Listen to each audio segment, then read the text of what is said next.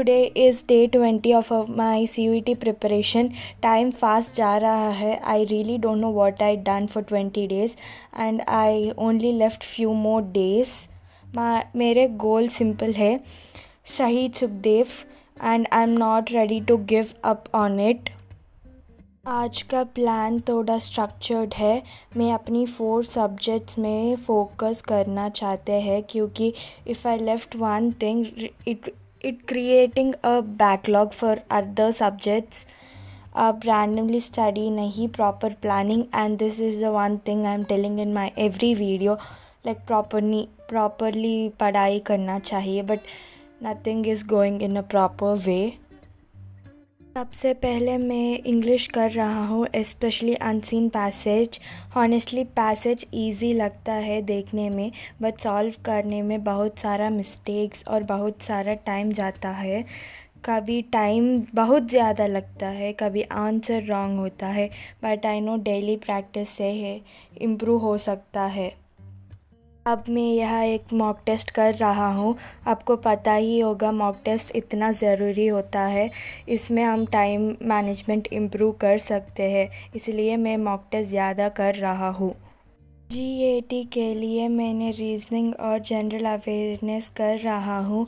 Reasoning में थोड़ा confident आ रहा है क्योंकि मैंने रेगुलरली प्रैक्टिस कर रहा हूँ, but I am really confused about GK. I really hope you suggest any book because I am not really maintaining a proper book और following a proper book for it. अगर GK is the important guys, at least you will get 10 to 15 questions. में उसको daily practice करना चाहते हैं. If you have any book in your mind then suggest in the comment section.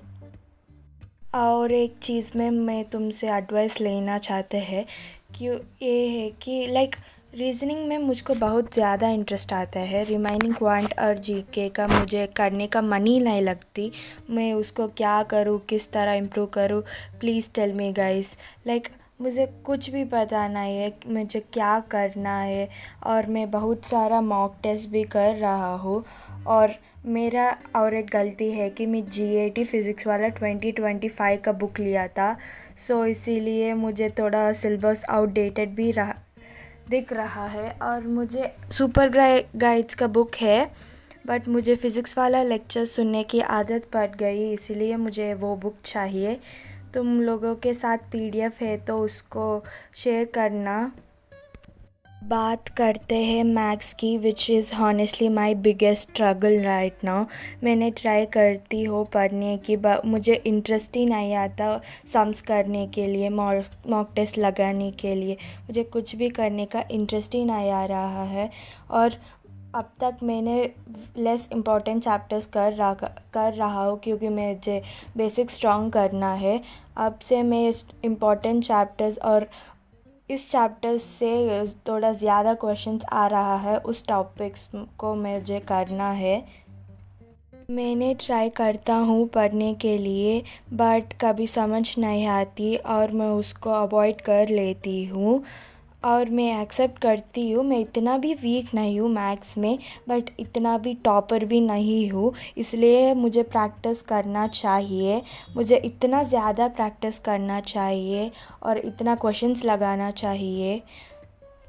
Maths के बाद physics में भी स्लो हूँ और मुझे फ़िज़िक्स रिसेंटली पढ़ना स्टार्ट की है क्योंकि SSCBS में रिसेंटली एक डोमेन ऐड हो गया है, इसलिए मुझे ये सब्जेक्ट चुनना पड़ा.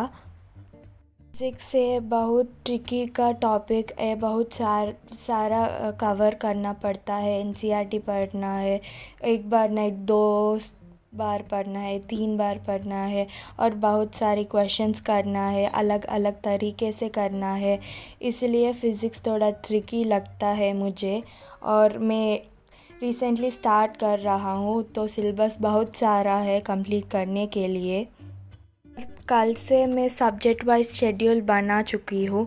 वो कि सुबह मैं GAT पढ़ती हूँ और आफ्टर टिफ़िन मुझे फ़िज़िक्स पढ़ना है और लंच के बाद मैथ्स और नाइट इंग्लिश करना है. ये है मेरा शेड्यूल. और हॉनेस्टली मुझे इतना बैकलॉग्स हो गया है ना, मैं बता भी नहीं सकती.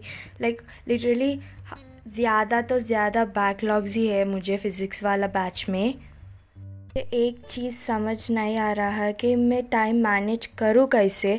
लाइक मुझे और एक इंटरव्यू है 11th, मुझे गीतम का सेकेंड फेज़ अप्लाई करने का सोच रहा हूँ। और मैं एमसेट नहीं अप्लाई किया था टीएस को, और मैं उस किसको ये बता तो उसका सबसे पहले रिएक्शन होगी क्यों, ఎందుకు वाई। लाइक उस इतना क्वेश्चंस पूछेगी ना, मैं बता भी नहीं सकती, क्योंकि मैंने एमपीसी स्ट्रीम लिया। एमपीसी के सभी लोग एमसेट ज़रूर लिखती है, वो है मेरे।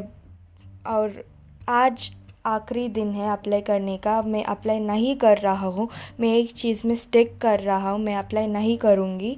और आपको पता ही है इतना पोर्शन है कवर करने, और बीच में interviews exams. But I'm ending this video. Thanks for watching. Bye bye.